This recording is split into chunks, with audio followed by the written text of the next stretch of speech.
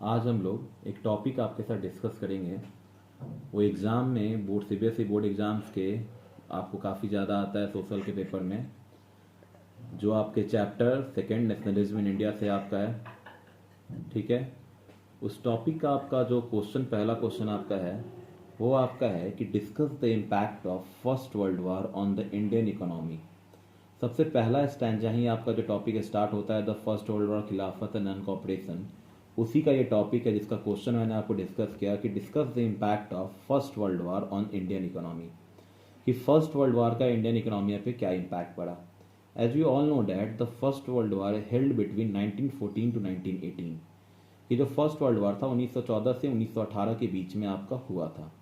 अब सिंपल सी बात है कि अगर आपने थोड़ा सा दिमाग लगाएं तो आपको ये पता चलेगा कि 1914 में इंडिया इंडिपेंडेंट नहीं था, क्योंकि इंडिया इंडिपेंडेंस आपको 1947 में मिली।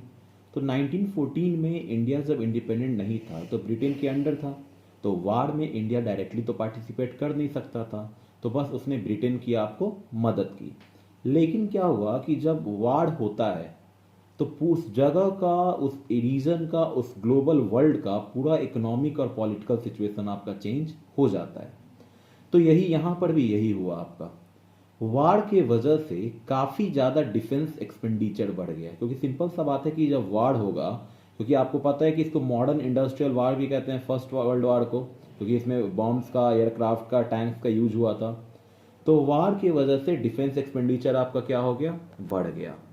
और उसी एक्सपेंडिचर को फाइनेंस करने के लिए, उसी एक्सपेंडिचर को फुलफिल करने के लिए ब्रिटिश ने क्या किया, वार के नाम पे लोन लेना आपको शुरू कर दिया। अब जब वार के नाम पे ब्रिटिश ने लोन लिया तो इससे ब्रिटिश का काम नहीं चला, तो ब्रिटिश ने और क्या किया, टैक्सेस को बढ़ा दिया। मतलब आम आदमी पे लगने वाले जो इनकम टैक्स थे उसको बढ़ा दिया, कस्टम ड्यूटीज को बढ़ा दिया, कि कैसे भी डिफेंस का खर्चा मेरा पूरा आपका होते रहे।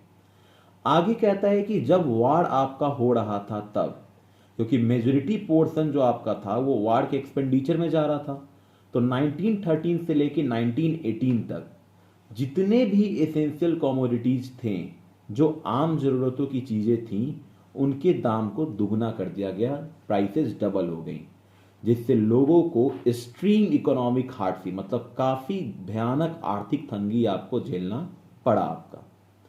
अब एक और कारण, एक और क्या इम्पैक्ट पड़ा कि गांव वालों को यह बोला गया कि आप आर्मी में सोल्जर्स को बहाल करिए। इस प्रोसेस को नाम दिया गया फोर्स रिक्रूटमेंट, जबरन बहाली। आप सपोज करिए कि आप लाइफ में कुछ बनना चाहते हैं, लेकिन आपके पेरेंट्स उससे ना बन के आपके पेरेंट्स आपको फोर्स करे कि तुम ये कर लो, तो आपके मन में एक एंगर का जो है एक नेचर क्रिएट होगा, एक एंगर की फीलिंग आएगी। यहां पर भी कुछ यही हुआ कि गांव वालों को जबरदस्ती ये बोला गया कि आप क्या करिए, सोल्जर्स को रिक्रूट कराइए आर्मी में, जिससे गांव वालों के मन में, गांव वालों का, गांव वालों का ब्रिटिश के प्रति गुस्सा काफी ज्यादा बढ़ गया।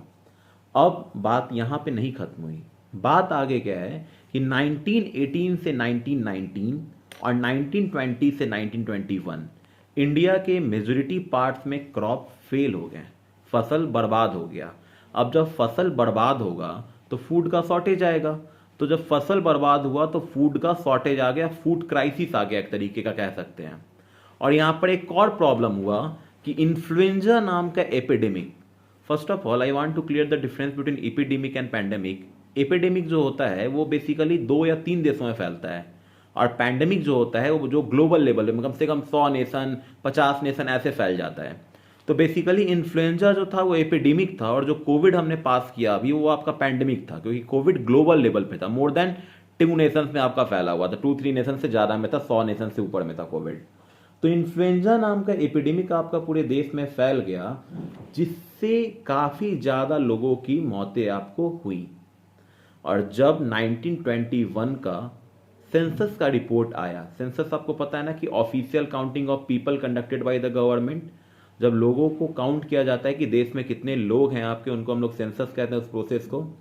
तो कहता है कि 1921 का जब ऑफिशियल सेंसस का रिपोर्ट आया तो 12 टू 13 मिलियन पीपल, मतलब 1.25 करोड़, मतलब 1.25 करोड़ से ज्यादा लोग इन्फ्लुएंजा के वजह से और आपको फूड शॉर्टेज के वजह से क्या हुए, पूरी तरह से आपके प्रभावित हुए, मारे गए। ठीक है, यही आंसर, इतना जो पॉइंट मैंने आपको अपने साथ डिस्कस किया अभी आपके साथ, इन्हीं पॉइंट्स को अगर आप एग्जाम में पॉइंट वाइज नोट डाउन करते हैं तो आपको नंबर बहुत पूरा फुल नंबर आएगा। 5 नंबर का क्वेश्चन ये बोर्ड एग्जाम में आपको आता है लॉन्ग आंसर क्वेश्चन में। पॉइंट वाइज आप इसको करते हैं, एक एक चीज़ को, जैसे फोर्स रिक्रूटमेंट को आप हाईलाइट करेंगे, ब्लैक पेन से लिख के पेंसिल से हाईलाइट कर देंगे, 1913 से 1918 को अंडरलाइन करेंगे, ठीक है। उसके अलावा increasing custom duties and income tax को अंडरलाइन करेंगे, तो आपका नंबर एक भी नहीं कटेगा बोर्ड में और आप full out of full marks क्या करेंगे, सिक्योर करेंगे। Thank you, best of luck for your exam.